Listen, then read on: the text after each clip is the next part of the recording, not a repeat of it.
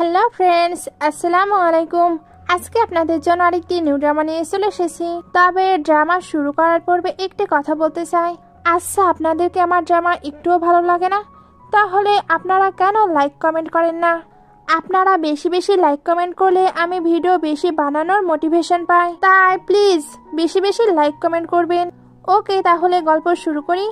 স্টোরির শুরুতেই ফুকে দেখানো হয় সে একটি অদ্ভুত রোগে আক্রান্ত। এখন সে জেনে ফেলেছে তার হাতে একটু টাইম নেই। তার গ্র্যান্ডমা তাকে কল দিয়ে বাসায় ডাকে, কারণ উনি নাকি কোনো মাস্টারকে পেয়েছে যে ফুকে ঠিক করতে পারবে। বাট ফুয়ের এটা বিলিভ হয় না, আর তার শরীরও অনেক খারাপ ছিল। এজন্য কার ব্রেক ফেল হয়ে তার বাজেভাবে অ্যাক্সিডেন্ট হয়। তখন ওইখানে আমাদের ফিমেল লিড আসে, যার নাম জিয়াং। জিয়াং হলো কুনলুন অমর ধারার একজন সাধক।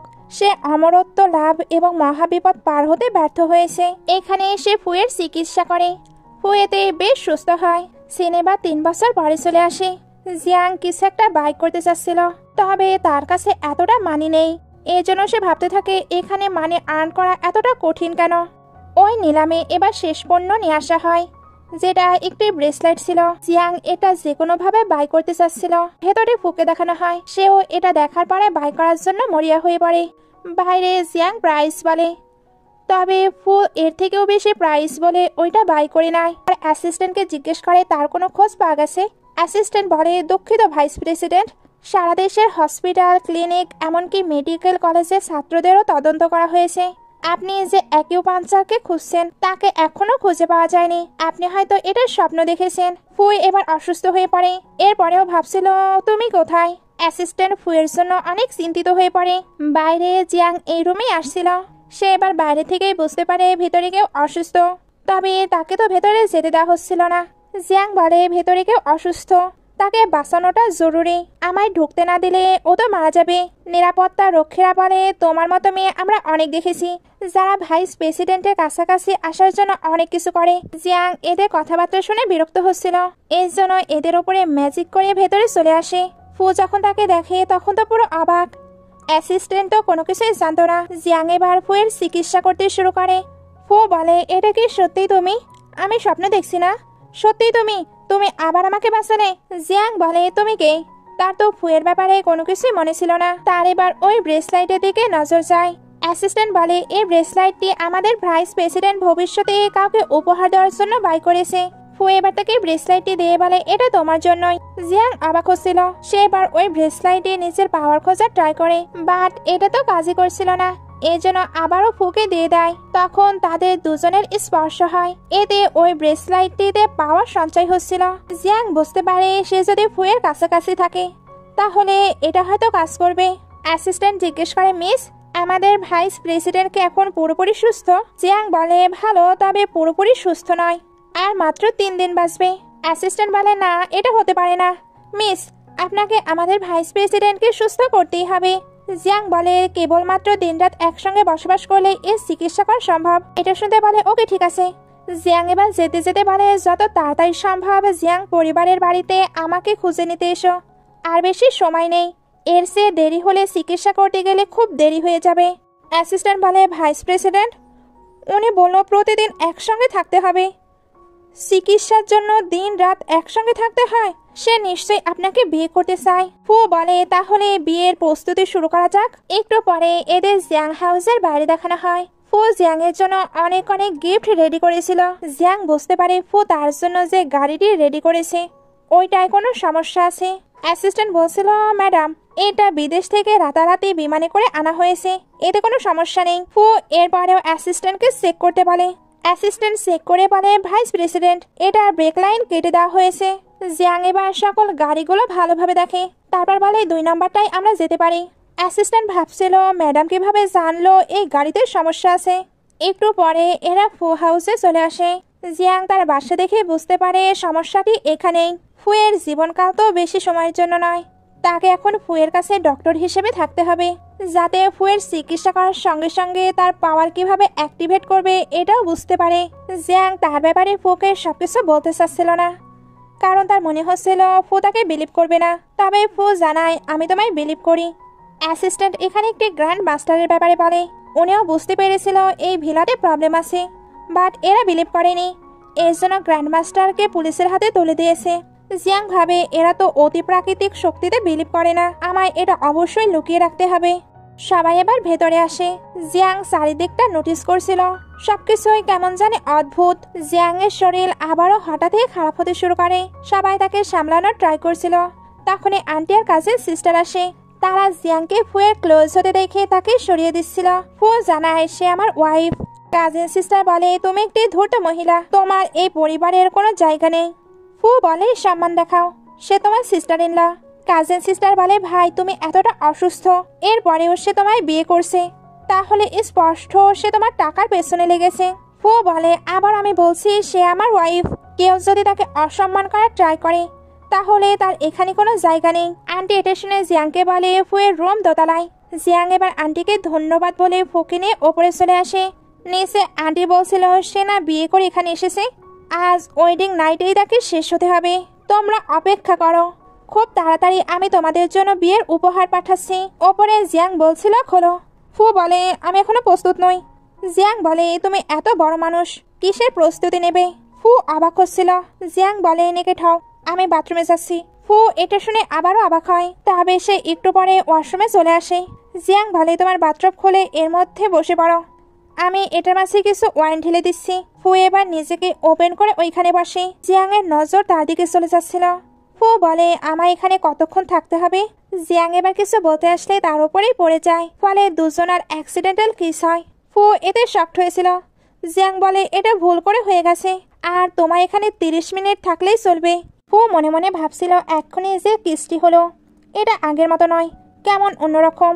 জিয়াং বলে তোমার মাঝে এই 23 বছর হলো সুপ্ত ছিল, এখন নিরাময়ের জন্য ভেষজ গোসল এবং অ্যাকিউপাঞ্চার প্রয়োজন, দেখবে তুমি ঠিক হয়ে যাবে। ফু এটা শুনে হ্যাপি হয়। একটু পরে জিয়াং বেডে ছিল। ফু তাকে এইভাবে দেখে অবাক হয়। জিয়াং তাকে তাড়াতাড়ি শুয়ে পড়তে বলে। ফু এবার শুয়ে পড়ে। জিয়াং বলে তোমার আরো কিছু ট্রিটমেন্ট বাকি আছে, এরপরেই তুমি সুস্থ হয়ে যাবে। ফু ধন্যবাদ জানাই। জিয়াং বলে এটার প্রয়োজন নেই, তুমি আমার ভিভিআইপি গ্রাহক। এটা বলে মনে মনে ভাবছিল আমি তোমার মাঝে থেকে আধ্যাত্মিক শক্তি শোষণ করতে পারছি, এতে ধর্মীয় উপকরণ কেনার জন্য আমার টাকাও লাগছে না, এতে আমি তো লাভবানই হচ্ছি। সে এবার বারান্দায় আসে, তারপর বোঝার ট্রাই করে কোথায় প্রবলেম আছে। সে তো এখানকার ইভিল পাওয়ার দূর করারও চেষ্টা করছিল, এতে এই বাসার উপরে সে ইভিল পাওয়ার প্রয়োগ করেছে, তার উপরে আসর পড়ে। এগুলোর পরে জিয়াং রুমে আসলে ফুকে খুবই কষ্টকর অবস্থায় দেখতে পায়। সে বাজে স্বপ্ন দেখছিল আর তার শরীরও খারাপ হচ্ছিল। জিয়াং আবারও তার চিকিৎসা করতে শুরু করে, তবে এটা করতে গিয়ে তার শরীরে খারাপ হয়ে যায়। ফু সুস্থ হতেই তার জিয়াং এর জন্য অনেক চিন্তা হচ্ছিল, এর জন্য ডক্টরকে ডেকে পাঠায়। ডক্টর বলে ওনার কোনো কিছু হয়নি, উনি শুধু ক্লান্ত। ফু বলে সত্যি? ডক্টর বলে হ্যাঁ। ফু বলে তাহলে আমাকেও চেক করে নিন। ডক্টর তাকে চেক করে তো পুরো অবাক, কারণ ফুয়ের কন্ডিশন বেশ ভালো। আন্টি এটা শুনে অবাক হয়, সঙ্গে বিরক্ত, কারণ এমনটা হলে ওনার প্ল্যান তো ফেল হবে। ফু যখনই এবার জিয়াংকে টাচ করে তখন সে উঠে পড়ে। ফুয়ের তার জন্য চিন্তা হচ্ছিল, তবে জিয়াং ভাবতে থাকে তোমাকে বাঁচাতে গিয়ে আমি আমার হৃদয় ও আত্মা ঢেলে দিয়েছি, এরপরেও তোমার লাইফ কেবল 72 ঘন্টা দেখাচ্ছে, এতে আমার তো বেশ লোকসান হয়ে গেল। আমাকে মেইন সমস্যাটি খুঁজে বের করতে হবে। সিন কাট হয়ে মর্নিং এ চলে আসে। ফু উঠতে জিয়াং তাকে চেক করে। ফু এবার একটু ভেবে বলে আমি যদি সুস্থ হয়ে যাই এরপরে কি আমরা একসঙ্গে থাকতে পারি? জিয়াং বলে তুমি এটা কি বলছো? ফু বলে আমি তোমায় সত্যি সত্যি লাইক করতে শুরু করেছি। জিয়াং বলে আমাদের রিলেশন ডক্টর পেশেন্টের, তাই এটা নিয়ে তুমি বেশি ভাববে না। ফু বলে ওকে তুমি রুমে থাকো, আমি গেস্ট রুমে গিয়ে ঘুমিয়ে পড়ছি। একটু পরে জিয়াং অনলাইনে তার একটি জিনিস দেখছিল, বাট ওইটার প্রাইস অনেক বেশি, তার কাছে এতটা মানিও নেই। তখনই তার কাছে তার অ্যাসিস্ট্যান্টের কল আসে। জিয়াংকে কেউ ট্রিটমেন্টের জন্য বুক করেছে, সে যদি তাকে সুস্থ করে দিতে পারে তাহলে 200 মিলিয়ন পাবে, আর ওই ক্লায়েন্টই ছিল ফু। জিয়াং এত মানি পাবার কথা শুনে এক্সাইটেড হয়ে যায়। ফু এবার ওইখানে আসে। জিয়াং তখন এক্সাইটেড হয়ে বলে তুমি চিন্তা করো না, তোমার আশেপাশে আমি ডেভিল ডেমন কোনো কিছু আসতে দেব না। ফু বলে তুমি কি বলছো? জিয়াং এবার নোটিস করে তার ফোনে পুরো 50 মিলিয়ন এসেছে, তবে তার তো 200 মিলিয়ন পাবার কথা ছিল। ফু ম্যাজিকে বিলিভ করে না, তার মানে সে কি তাকে মানি দেবে না? সে এবার ফুকে জিজ্ঞেস করে তুমি কি ট্রিটমেন্টের জন্য আমাকে এই মানি দিয়েছো? ফু বলে একদম না, এটা তো গিফট হিসেবে আমি তোমায় দিয়েছি। জিয়াং বলে তাহলে তো আমি এটা নিতে পারবো না, আমায় এটা চ্যারিটি করে দিতে হবে। ফু বলে এটা এখন তোমার মানি, তাই তোমার যা খুশি তাই করতে পারো। আন্টিকে ওই ইভিল মাস্টারের কাছে দেখানো হয়। উনি বলে ফুয়ের সঙ্গে শুধু একটি মেয়ে আছে, তবে সে কি এই ম্যাজিক ব্রেক করতে পারবে? ইভিল মাস্টার বলে, তোমায় আমি যেটা রেখে দিতে বলেছি ওইটাকে রেখেছ? আন্টি তখন বলে, হ্যাঁ, আমার মেয়েকে দিয়ে আমি ওই রুমে ওইটা পাঠিয়ে দিয়েছি। ইভিল মাস্টার বলে, তাহলে চিন্তা করো না, এবার সবকিছু আমাদের কন্ট্রোলে চলে আসবে। সিন কাট হয়ে ফুয়ের কাছে অ্যাসিস্ট্যান্টকে দেখানো হয়। অ্যাসিস্ট্যান্ট বলছিল, গ্র্যান্ডমা আপনার জন্য একটি মাস্টারকে রেডি করেছে, ওনার ট্রিটমেন্ট অনেক ভালো, দেখুন উনি তো 5 স্টার পেয়েছে। জিয়াং তখন ফুয়ের জন্য স্যুপ নিয়ে আসছিল, সেগুলো শুনে বলে, ওই মাস্টার তো আমি এত ভালো ট্রিটমেন্ট করি, তাহলে 5 স্টার তো পাবোই। ভেতরে ফু অ্যাসিস্ট্যান্টকে বলে, এই লোকগুলো ধোকাবাজ হয়, তুমি এর নামে পুলিশে কমপ্লেন করে দাও। জিয়াং এটা শুনে ভয় পেয়ে গেলে তার উপরে গরম স্যুপ পড়ে যায়। ফু এটা দেখতে পেলে তাড়াতাড়ি বাইরে এসে তার অনেক বেশি কেয়ার করছিল। জিয়াং বলছিল, আমি ঠিক আছি। তার নজরে এবার অ্যাসিস্ট্যান্টের দিকে যায়। তার মাঝে থেকে ইভিল স্পিরিট আসছিল, তার মানে তার কোনো বিপদ আছে। ফু জিজ্ঞেস করে, অ্যাসিস্ট্যান্টের সঙ্গে কি কোনো ম্যাটার আছে? জিয়াং বলে, এটা তো খুবই স্মল ম্যাটার, আমি সামলে নেব। এটা বলে অ্যাসিস্ট্যান্টের হাত ধরে যেতে থাকে। অ্যাসিস্ট্যান্ট এবার নিজেকে ছাড়িয়ে নেয়, না হলে ফু যে তার 12টা বাজিয়ে দেবে। জিয়াং এটা বুঝতে পেরে হাত ছাড়িয়ে নেয়। তারপর অ্যাসিস্ট্যান্টকে ডেকে বাইরে নিয়ে আসে। বাইরে জিয়াং ভাবছিল, আমি তাকে যেটা বলতে চাচ্ছি এটা শোনার পরে সে আবার রিপোর্ট করে দেবে না তো? তবে এটা তার লাইফের ব্যাপার, তাই আমাকে তাকে এগুলো জানাতেই হবে। সে এবার অ্যাসিস্ট্যান্টকে বলে, তোমার লাইফে বিপদ আছে, এটা তোমার কাছে রাখো, বিপদে পড়লেই তুমি এটা ব্যবহার করবে। অ্যাসিস্ট্যান্ট বলে, ম্যাডাম আপনি কি ম্যাজিক জানেন? জিয়াং তখন হ্যাপি হয়ে বলছিল, হ্যাঁ একটু একটু। এইসব কথাবার্তার মাঝখানেই তারা নোটিস করে ওপর থেকে ফু তাদেরকে দেখছে। এর জন্য এরা চুপি চুপি কথা বলতে শুরু করে। একটু পরে অ্যাসিস্ট্যান্টকে গাড়ি দেখানো হয়। সে তো জিয়াং এর বলা কথাগুলোই মনে করছিল। এর মধ্যে একটি গাড়ির সঙ্গে তার অ্যাক্সিডেন্ট হতে যাচ্ছিল, তবে তার কাছে জিয়াং এর দেওয়া ওই জিনিসটি ছিল, যেটার ফলে সে এখানে বেঁচে যায়। এতে সে অনেক বেশি এক্সাইটেড হয়ে জিয়াংকে বলে, আপনি সত্যি ম্যাজিশিয়ান, আপনার জন্য আজকে আমি বেঁচে গিয়েছি। ফিউচারে আপনার যদি আমাকে কোনো সময় প্রয়োজন হয় অবশ্যই আমায় জানাবেন, আমি আপনাকে হেল্প করব। জিয়াং এর এটা শুনে ভালো লাগে।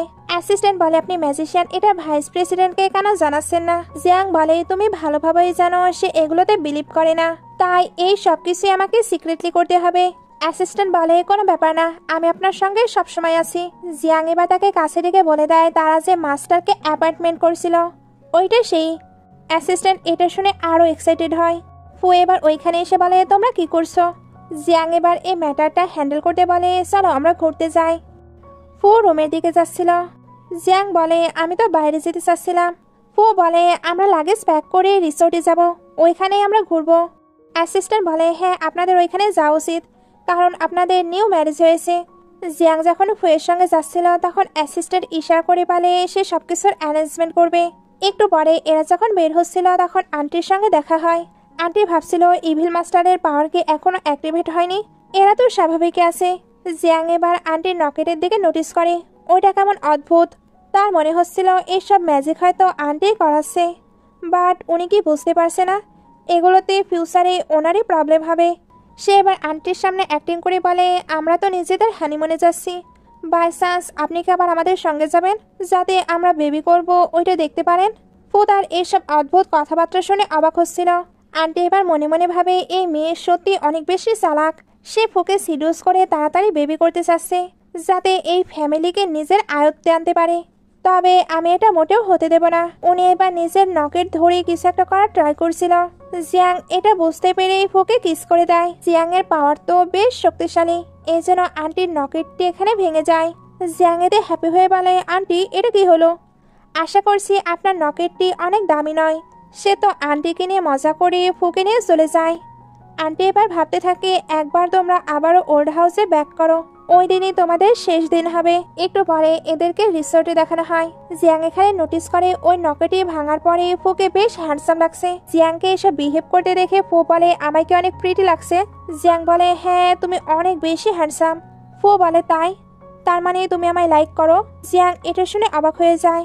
ফু জিয়াং এর ক্লোজ হচ্ছিল, তখনই একটি ছেলে আসে যে জিয়াংকে মাস্টার বলতে যাচ্ছিল। তবে জিয়াং তাকে আটকে বলে, নিজের মুখ বন্ধ রাখো, না হলে আমি গোস্ট হয়ে তোমায় ভয় দেখাবো। ফু এবার জিজ্ঞেস করে তুমি কি মিস্টার স্যানকে চেনো?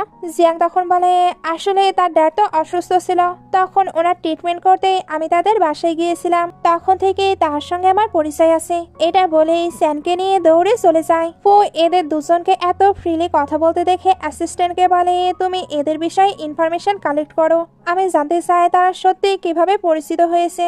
অ্যাসিস্ট্যান্ট যাবার পরে এখানে স্যানও চলে যায়। ফু তখন জিজ্ঞেস করে তুমি তার সঙ্গে কি কথা বলছিলে? জিয়াং বলে তেমন কিছু না। সে এবার ফুকে নিয়ে যেতে লাগে, তখন নোটিস করে তার মাঝে পাওয়ার আসছে। এর মানে কিস করলে শুধু সে পাওয়ার পাবে না, এইভাবেও তার কাজ হচ্ছে। এটা তো বেশ ভালো। একটু পরে দুজন হোটেল রুমে চলে আসে।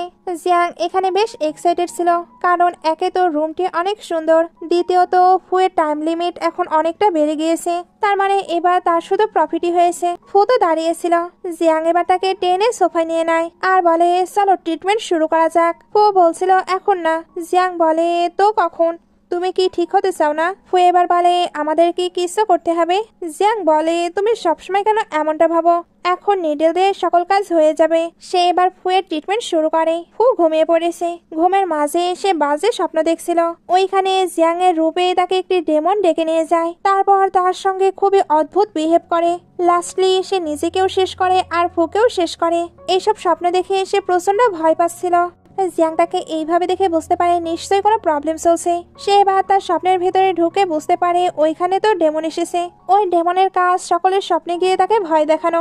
জিয়াং এবার ফুককে শান্ত করতে তার স্বপ্নেই চলে যায়। তারপর ডেমনকে বলে তোমার কাজে এগুলো, তোমার এখান থেকে চলে যাওয়া উচিত। সে এবার নিজের পাহাড়ের সাহায্যে তাকে তাড়িয়ে দেয়। এরপর ফুকে বাঁচিয়ে তার স্বপ্ন থেকে বের হয়ে আসে। দুজনেরই ঘুম ভেঙেছে। জিয়াং ফুকে সুস্থ দেখে হ্যাপি হচ্ছিল। ফু এবার জিয়াংকে কিস করতে চায়, তবে জিয়াং সরে আসে আর বলে চলো আমাদের এক্সারসাইজ করা উচিত। ও এবার উঠে তাকে ক্লোজ করে নিয়ে কিস করতে শুরু করে। সে তো এখানে অনেকটা লং টাইম কিস করে, তারপর বলে আমি তোমার সঙ্গে এক্সারসাইজ করতে রাজি। জিয়াং বলে আমি ওইগুলো বলিনি, আমি তো মেডিটেশনের কথা বলছিলাম। এগুলো বলতে বলতে সে তো অনেক বেশি শাই ফিল করছিল, এর জন্য ওয়াশরুমে চলে আসে। সিন কাট হয়ে দেখানো হয় এরা একসঙ্গে খাবার খাচ্ছে। তখন জিয়াং এর কাছে স্যানের কল আসে, যেটা দেখে ফুল জেলাস হচ্ছিল। এ কারণে জুস দেওয়ার বাহানায় ফোনটি উল্টে দেয়, যাতে জিয়াং এটা নোটিস না করে। এটাই শেষ নয়, সে তো অ্যাসিস্ট্যান্টকে কল দিয়ে বলে তুমি স্যানকে সকল জায়গা থেকে ব্লক করে দাও, যাতে সে জিয়াং এর সঙ্গে কোনোভাবে দেখা করতে না পারে। তাকে এইভাবে কথা বলতে জিয়াং দেখে তাকে দেখতেই থাকে। ফু যখন তাকে নোটিস করে তখন সেও তার ক্লোজ হয়ে কিস করতে আসছিল, বাট এদের ডিস্টার্ব দিতে ওইখানে স্যান চলে আসে। তার হাতে তো এখানে বক্সও ছিল। ফু বলে তুমি এখানে কিভাবে আসলে? স্যানের নজর তো এখানে খাবারের দিকে যায়, এর জন্য সে বসে তাড়াতাড়ি খাবার খেতে যাচ্ছিল। তবে ফু জেলাস হয়ে ওই টেবিলটিকে ঘোরাতে শুরু করে, যাতে স্যান খেতে না পারে। তবে স্যান তো ঠিকই খাবার নিয়ে খেয়ে নেয় আর খাবারের অনেক প্রশংসা করে। অ্যাসিস্ট্যান্ট এবার দৌড়ে আসে। ফু তখন রেগে তার দিকে তাকায়, কারণ সে অ্যাসিস্ট্যান্টকে একে আটকাতে বলেছিল, বাট সে তো দেখছি কোনো কাজই করছে না। অ্যাসিস্ট্যান্ট যখন স্যানকে বের করতে লাগে তখন স্যান বলে আমি শুধু একটু খাবারই খাচ্ছি, তুমি কতটা কৃপণ, আমায় একটু খাবারও খেতে দিচ্ছ না। জিয়াং বলে ওকে অনেক হয়েছে, বলো তুমি কেন এখানে এসেছো? স্যান এবার তাকে ওই বক্সটি দেয়। জিয়াং যখন ওইটা ওপেন করে তখন একটি ইভিল পাওয়ার বের হয়, যেটা সরাসরি ফুয়ের কাছে যাচ্ছিল। জিয়াং তাড়াতাড়ি ম্যাজিক করে ফুয়ের ওইখানে লক করে দেয়, ফলে ইভিল পাওয়ার তাকে টাচ করতে পারে না। ফু বলে তুমি এগুলো কি করছো? জিয়াং বলে মশা দেখছো না, অনেক মশা, ওইগুলোই আমি তাড়াচ্ছিলাম। ফু তার এসব কথা শুনে তো পুরো অবাক। স্যান এবার ওই বক্সের মাঝ থেকে আরেকটি পেন্টিং বের করে তাকে দেখাতে শুরু করে, যেটাতেও প্রবলেম ছিল। জিয়াং তাই তাড়াতাড়ি ওইটা ভেতরে ঢুকিয়ে দেয়। তখনই ফুয়ের কেমন জানি ঠান্ডা লাগছিল। জিয়াং এবার স্যানকে তার ম্যাজিক কার্ড দিয়ে বলে আপাতত এটা তোমায় সেভ করবে, আমি এ বিষয়ে তোমার সঙ্গে পরে কথা বলবো। স্যান এতে হ্যাপি হয়ে তাকে পেমেন্ট করে দেয়। দূর থেকে ফু ভাবছিল তারা কি করছে, সে তো জিয়াংকে এ ব্যাপারে কোয়েশ্চেন করে। জিয়াং এবার তাকে আস্তে আস্তে বলে অ্যাকচুয়ালি তার কিছু সিক্রেট প্রবলেম আছে, যেটা আমরা জোরে জোরে বলতে পারবো না, এই জন্যই এইভাবে কথা বলছি। ফু এটা শুনতে বলে তুমি কোনো ছেলের সিক্রেট প্রবলেমের ট্রিটমেন্ট করতে পারো না, তার তো কোনো মেয়ে ডক্টরের কাছে যাওয়া উচিত। স্যান বলে সে কেন আমার ট্রিটমেন্ট করতে পারবে না? ফু বলে কারণ আমি তার হাজবেন্ড। স্যান এটা শুনে বলে কি তুমি ম্যারিড? ফু এবার জিয়াংকে সরিয়ে বলে তাকে রেসপেক্ট দাও। স্যান বলে তুমি আমার গ্র্যান্ডপাকে সেভ করেছিলে, উনি তো আমাদের ওয়েডিং নিয়েও ভাবছিল, বাট তুমি অলরেডি ম্যারেজ করে নিয়েছো। ফু এটা শুনে আরো রেগে যায়, কারণ একে তো তার সিক্রেট প্রবলেম আছে, এর উপরে সে আবার ম্যারেজ নিয়ে কথা বলছে। দুই ছেলের মাঝে এখানে অনেক বেশি আর্গুমেন্ট শুরু হচ্ছিল। এদের ঝগড়া দেখে তো আমার অনেক হাসি পায়। তবে জিয়াং বিরক্ত হচ্ছিল, এর জন্য ফুকে বলে আমি কফি খেতে চাই, তাও আবার তোমার হাতের। ফুকে এবার ওইখান থেকে যেতে হয়। জিয়াং তখন স্যানের সঙ্গে কথা বলতে শুরু করে। স্যান বলে, যবে থেকে আমি এই পেন্টিংটি বাই করেছি তবে থেকে একটি ডেমন আমায় ভয় দেখাচ্ছে। ওই ডেমন তো তার থেকে অনেক অনেক গিফটও নেয়, ড্রেস, ব্যাগ, জুয়েলারি আরো অনেক কিছু। স্যান তাকে প্রায় সবকিছুই দিয়েছে, এরপরেও ওই ডেমন হ্যাপি হয় না, তাকে সবসময় শুধু ভয় দেখায়, এমনকি তাকে মারেও। জিয়াং এর এগুলো শুনে হাসি পায়। সে এবার স্যানকে আবারও পেন্টিংটি বের করতে বলে। স্যান পেন্টিংটি বের করতেই ওই ডেমন বের হয় আর স্যানের থেকে অনেক অনেক জিনিস চাইতে থাকে। স্যান এদিকে সরে আসলে ওই ডেমন অনেক রেগে গিয়ে তাকে মারতেই আসছিল। তবে জিয়াং সামনে চলে আসে, তারপর বলে, সে তোমার কি করেছে, তুমি কেন তাকে ভয় দেখাচ্ছ? জানি তোমার হাজবেন্ড তোমায় চিট করেছে, তাই বলে দেখো তুমি নিজের কি অবস্থা করেছো। ওই সিটারের কথা তুমি এখনো ভেবে যাও। সে এখানে ওই ডেমনকে অনেক কিছু বোঝায়, ডেমন এতে বুঝে যায় সে হয়তো সত্যিই মিস্টেক করছে, এই জন্য নিজে থেকেই চলে যাচ্ছিল। জিয়াং তাকে হাতের মাঝে নিতে লাগে, তখনই ফু চলে আসে। জিয়াং এর জন্য তাড়াতাড়ি হাত পেছনে করে নেয়। ফু বলে, আমি তোমার জন্য কফি নিয়ে চলে এসেছি, তবে তোমার পেছনে ওইটা কি, কেমন কালো কালো অন্ধকার লাগছে? জিয়াং বলে, তোমার ভুল হচ্ছে, তবে ফুতে স্পষ্ট দেখতে পারছিল। জিয়াং এবার অ্যাসিস্ট্যান্টকে ইশারা করে। অ্যাসিস্ট্যান্টও জানায়, কই ম্যাডামের পেছনে তো কোনো কিছুই নেই। আঙেরেতে মনে হতে থাকে সে হয়তো ভুল দেখছে। জিয়াং এবার ফুকে নিয়ে বাইরে চলে আসে। স্যান জিজ্ঞেস করে, এগুলো কি হচ্ছে? অ্যাসিস্ট্যান্ট বলে, আমাদের বস ম্যাজিকে বিশ্বাস করে না। স্যান বলে, তাহলে তো ভালো, এইবার আমার নিশ্চিত চান্স আছে, কারণ আমি তো জিয়াংকে পুরো বিলিভ করি। বাইরে জিয়াং আর ফু যখন হাঁটছিল তখন জিয়াং ভাবতে থাকে, আমি এর থেকে পাওয়ার নিচ্ছি এটা ঠিক আছে, বাট তাকে সেভ করার জন্য আবার তাকে পাওয়ার দিচ্ছিও। এখন তো আমার মনে হচ্ছে আমি তার ব্যাটারি, যখনই তার প্রয়োজন তখনই সে আমায় কাজে লাগাচ্ছে। ফু এবার তাকে দেখতে থাকে। জিয়াং বলে, কোনো ব্যাপার না, সে এতটা হ্যান্ডসাম, তার ব্যাটারি হয়ে থাকতেও আমার কোনো সমস্যা নেই। ফু বলে, তুমি এইভাবে তাকিয়ে আসো, আমার কি কোনো প্রবলেম আছে? থাকলে বলতে পারো, আমার কোনো সমস্যা নেই। জিয়াং বলে, তুমি এখন পুরো সুস্থ আছো। তখনই ওইখানে একটি ফরচুন টেলার আসে, যে ফুকে বলছিল তোমার হাতে তো বেশি টাইম নেই। ফু ওই লোকটিকে একদমই বিশ্বাস করে না, কারণ তার ব্যাপারে অলরেডি সবাই জানে, এই জন্যই হয়তো এই লোকটিও বলছে এগুলো।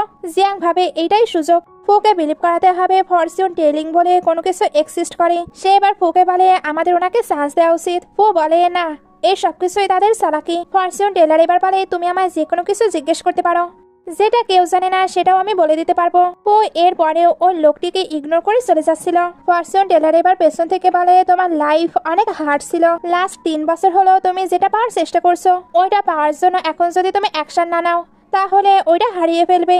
জিয়াং মনে করে ফরচুন টেলার এটা তাকে বলছে, সে তো তার এই পাওয়ার ব্রেসলেটটি এতদিন খুঁজছিল, তবে ফুকে সে আপাতত এটা বলতে পারবে না, এজন্য বলে ওই ফরচুন টেলার ভুলভাল বকছে, চলো আমাদের যাওয়া উচিত।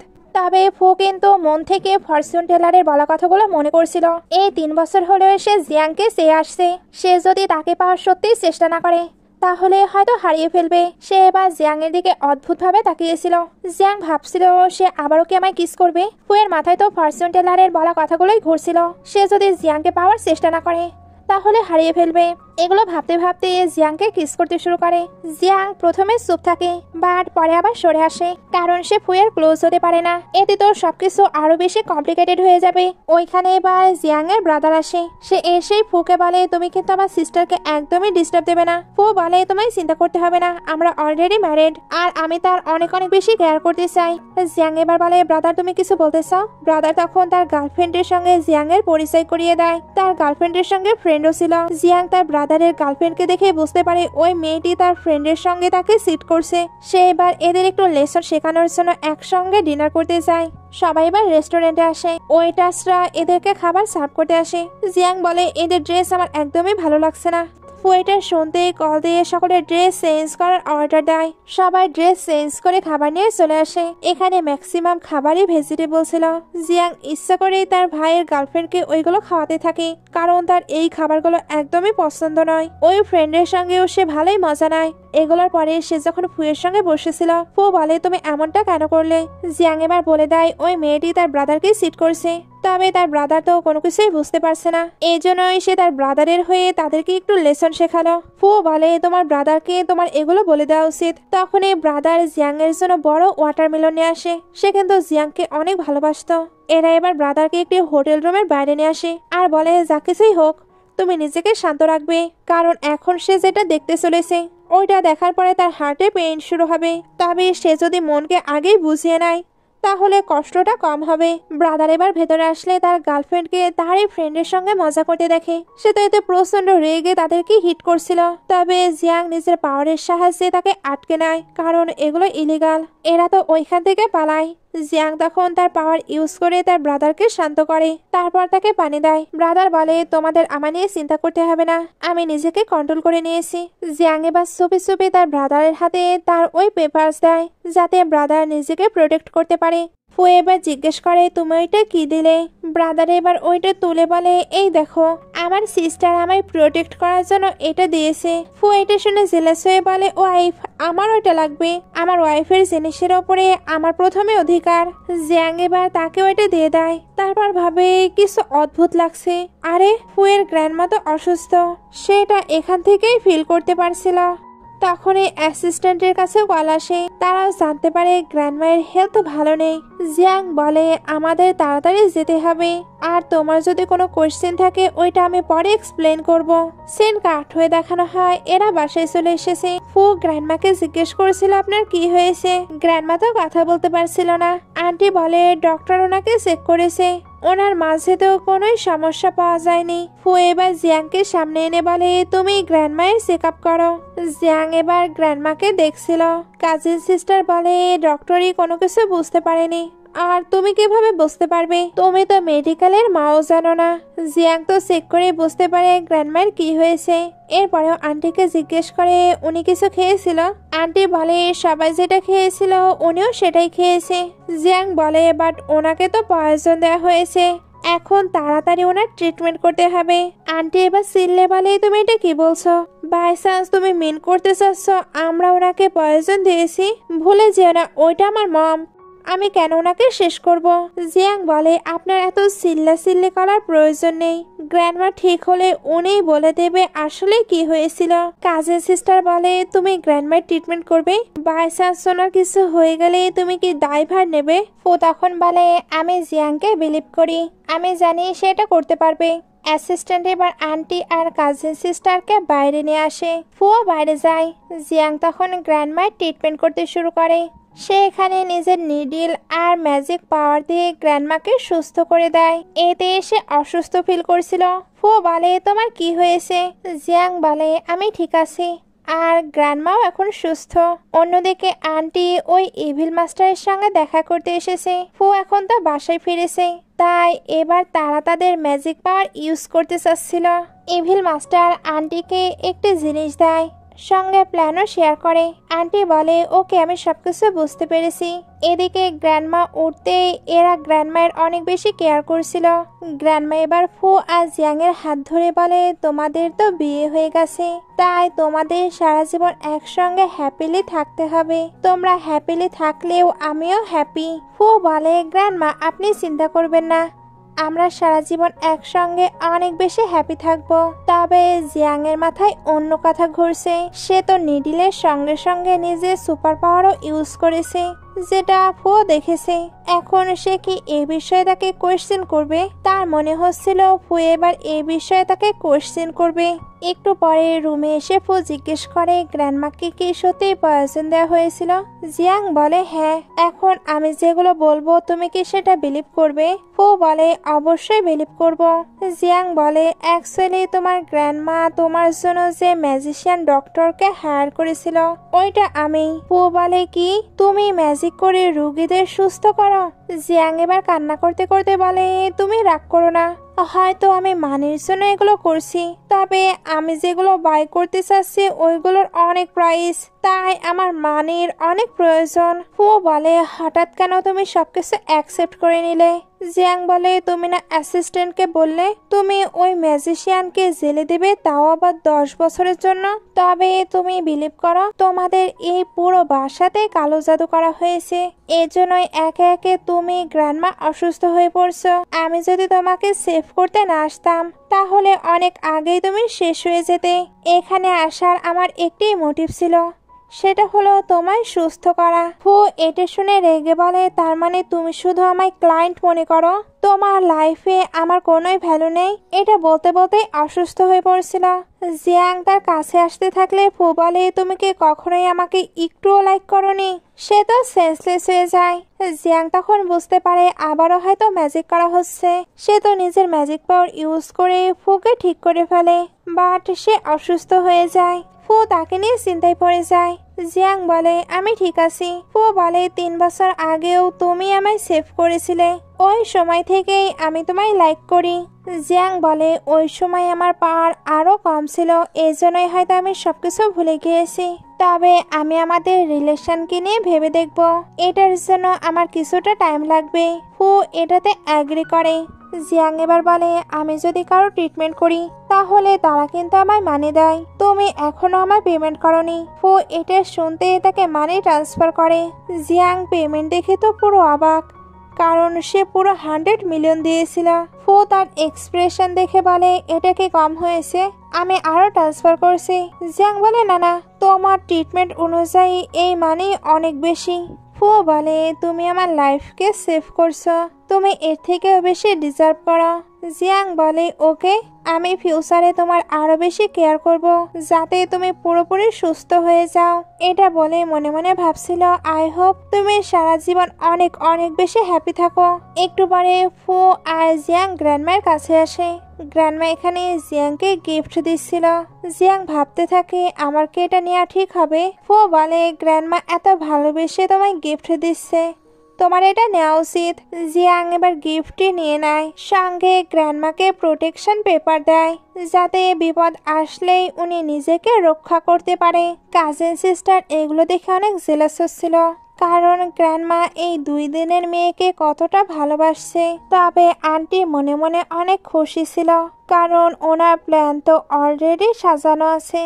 ফু আর জিয়াং যখন রুমে আসে তখন আন্টির ম্যাজিক স্টার্ট হয়ে যায়। চারিদিকে কাঁপছিল, অস্বাভাবিক সকল কিছু ঘটতে থাকে, সবকিছু যেন এদের উপরেই পড়তে থাকে। ফু তো জিয়াংকে সেভ করতে তার সামনে চলে আসে। জিয়াং বলে, তুমি পাগল, তুমি কেন সামনে আসলে? এখানে ফুয়ের অবস্থা অনেক বেশি খারাপ হয়ে যায়। জিয়াং যতক্ষণে নিজের ম্যাজিক প্রয়োগ করবে ততক্ষণে ফুয়ের নাম্বার কাউন্টিং পুরো শূন্য হয়ে যায়, তার তো হার্টবিট চলাও বন্ধ হয়ে গেছে। জিয়াং এটা দেখে অনেক টেনশনে ম্যাজিক করার ট্রাই করে, বাট ওইটা কাজ করছিল না। আন্টি আর কাজিন সিস্টার ওইখানে এসে চিল্লে বলে, তুমি ফুয়ের সঙ্গে কি করেছো, তার এই অবস্থা কেন? উনি মেয়েদের দিয়ে জিয়াংকে বের করে দেবার ট্রাই করছিল। এই দিয়ে জিয়াং ম্যাজিকও ভালোভাবে ইউজ করতে পারে না, তবে তাকে ফুকে সেভ করতেই হবে। এই জন্য অনেক কষ্টে ম্যাজিক ইউজ করে। ফু উঠছিল না, জিয়াং তাই জোরে জোরে কান্না করছিল। গ্র্যান্ডমা এবার দৌড়ে এসে বলে, তোমায় উঠতেই হবে, তোমরা দুজন আলাদা হতে পারো না। একটু পরে জিয়াংকে বেডে দেখানো হয়। ফু তার জন্য ওয়েট করছিল। জিয়াং উঠতেই ফুকে দেখতে পায়। গ্র্যান্ডমা ওইখানে আসে, উনি এদের দুজনকে সেফ দেখে রিল্যাক্স ফিল করছিল। আন্টির প্ল্যান তো ফেল গিয়েছে, এর জন্য আবারও আরেকটি প্ল্যান চালু করে দেয়। তবে এটাতে জিয়াং এর উপরে লাভ পয়জনের আসর পড়ে। সে এবার ফুয়ের ক্লোজ হচ্ছিল। ফু বলে, তুমি এটা কি করছো? তুমি কি হুশে আছো? তুমি কি নিজের ইচ্ছেতে এগুলো করছো? জিয়াং তো কন্ট্রোলে ছিল না। ফু এর জন্য তাকে হেল্প করার সিদ্ধান্ত নেয়। এখানে দুজন তো একসঙ্গে নাইট স্পেন্ড করে নেয়। নেক্সট ডে জিয়াং উঠে অনেক বেশি অকওয়ার্ড ফিল করছিল, কারণ এমন কিছু হবে সে তো এক্সপেক্টই করেনি। তবে এখন সে সুস্থ, এর জন্য পাওয়ার ইউজ করে ওই ইভিল মাস্টারের ফেস দেখে নেয়। উনি তো এখনো এদের ওপরে ম্যাজিক করছিল। জিয়াং এবার ওই মাস্টারের সঙ্গে ফাইট করতে চায়, তবে সে বেশি ফাইট করার আগে ওই মাস্টার পালিয়ে যায়। জিয়াং এবার সিদ্ধান্ত নেয় সে ট্রিক করে ওই ইভিল মাস্টারকে আবারও নিয়ে আসবে, যাতে তাকে একেবারে শেষ করতে পারে। বাট ইভিল মাস্টারের আবার অন্য প্ল্যান ছিল। উনি গ্র্যান্ডমাকে আটকে নেয়, যাতে ওনাকে ইউজ করে জিয়াংকে শিক্ষা দিতে পারে। জিয়াং আর ফু তো গ্র্যান্ডমাকে সেভ করতে চলে আসে। ইভিল মাস্টার অনেক ম্যাজিক করার ট্রাই করে, তবে জিয়াং এর কাছে টিকতে পারে না। দুজনের ফাইটে জিয়াংয়ে জিতে যায়, ফলে ওই ইভিল মাস্টারকে সে আটকে নেয়। গ্র্যান্ডমার তো ওনার ডটারের জন্য চিন্তা হচ্ছিল। জিয়াং বলে আন্টি ইভিল পাওয়ার ইউজ করেছে, এখন ইভিল মাস্টার নেই, তাই ওনার বডিতেও কোনো পাওয়ার নেই। উনি এখন প্যারালাইসিস অবস্থায় আছে। হয়তো উনি বেঁচে থাকবে, বাট কখনোই আর হাত পা নাড়াতে পারবে না। লাস্ট সিনে জিয়াং আর ফুয়ের ম্যারেজ দেখানো হয়। গ্র্যান্ডমা এদের জন্য অনেক হ্যাপি ছিল, এরাও একে অপরকে পেয়ে অনেক হ্যাপি। এমন একটি হ্যাপি মোমেন্ট দেখে ড্রামাটি শেষ করা হয়। ড্রামাটি ভালো লাগলে লাইক কমেন্ট শেয়ার করবেন। এতক্ষণ সঙ্গে থাকার জন্য অসংখ্য ধন্যবাদ।